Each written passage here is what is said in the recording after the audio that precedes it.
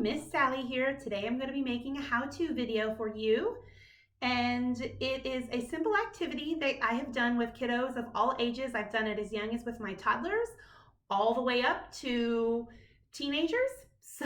So I'd say it's an activity that anybody could like, and I think it's simple enough that younger kiddos can get it, but also you could make it more advanced depending upon the age of your kiddo. So without further ado, let's get on to Sharpie tie-dye. So it is very similar to regular tie-dyeing, but it's also more controlled and way less mess. So what you're gonna need is just a t-shirt. 100% cotton works best, or if you don't have t-shirts on hand, you can use socks, you could use handkerchiefs, you could use a dress, I mean, you know, whatever you have. Lightest fabric obviously is going to work the best, and then you will need some isopropyl alcohol. This one happens to be 70%, but 50%, 95%, any of it will really work. And then permanent markers. And then there are two ways to apply the alcohol. You can either use a spray bottle, which is what I will be using today, or you could use a dropper.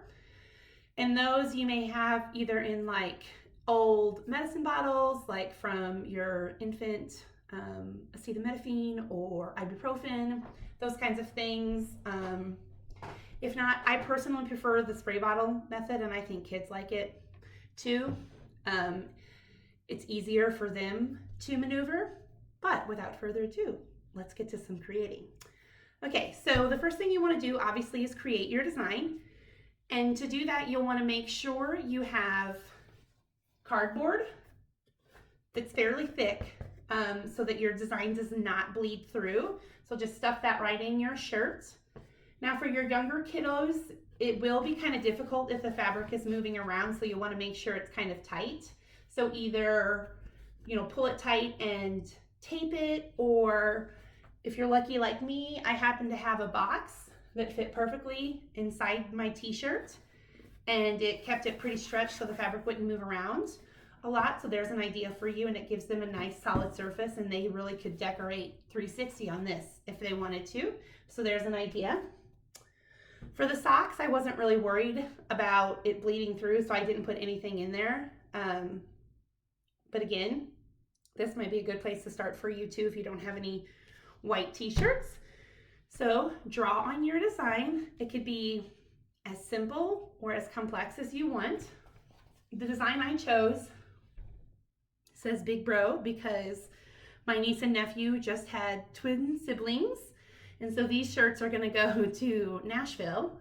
So here's my design. I just drew it on with my Sharpie. I've obviously not applied any alcohol to this yet.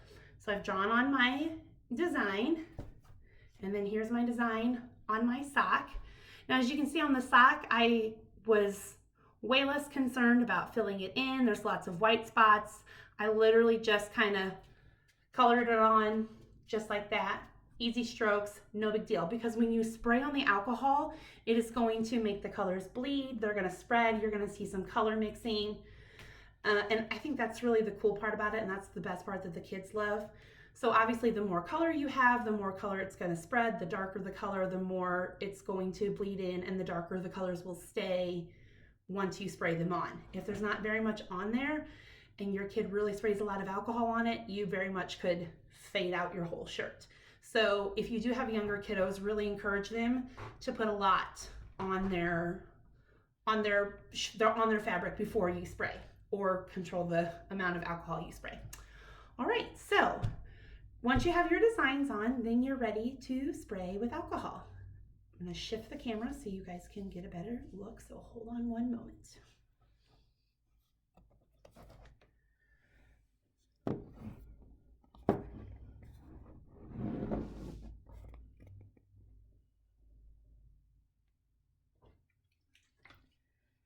Okay, I apologize if you're a little shaky.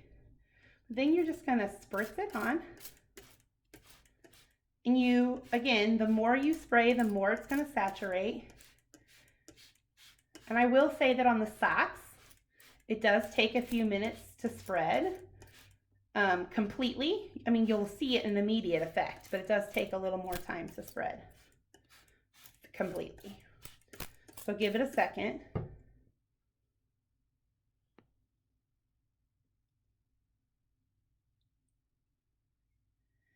And as you can see, like my colors will blend together. You can already see some orange developing.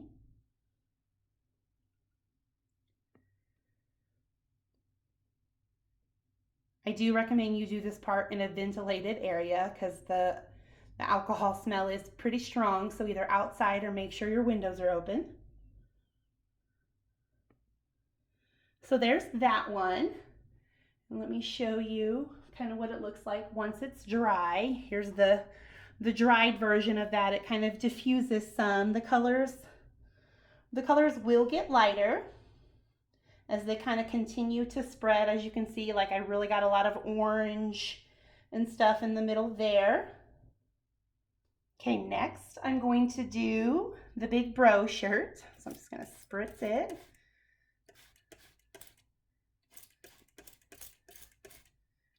And again, you want to give it just a sec because it will saturate it and give it a second to start fading.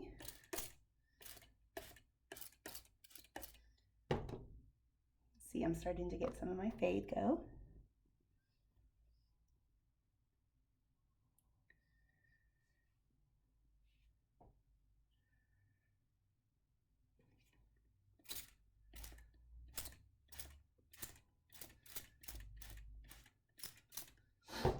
The less you spray, the less the colors spread out. Obviously, the more you spray, the more they spread.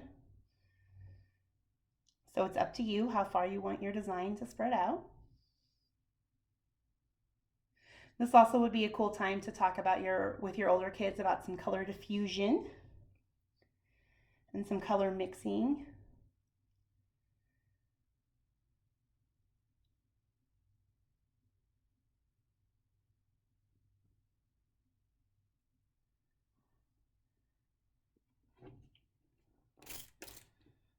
Add a little bit more in there.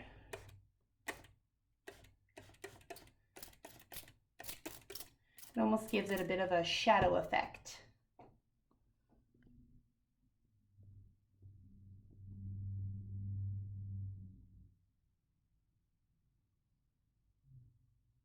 Okay, so here's this one after it's had a couple of minutes to spread.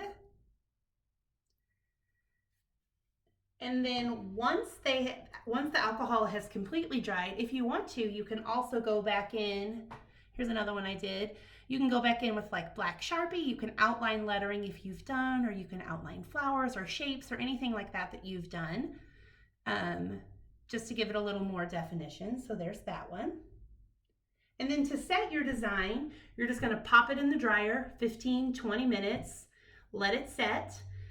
And then the first time you wash them, you're gonna wanna wash it by itself in the washing machine on cold, and you are set. You have yourself a freshly new designed t-shirt or socks or whatever it was you decided to make. So I hope you enjoyed this tutorial. If you decide to make something, let me know. And I hope you get creative. Have fun.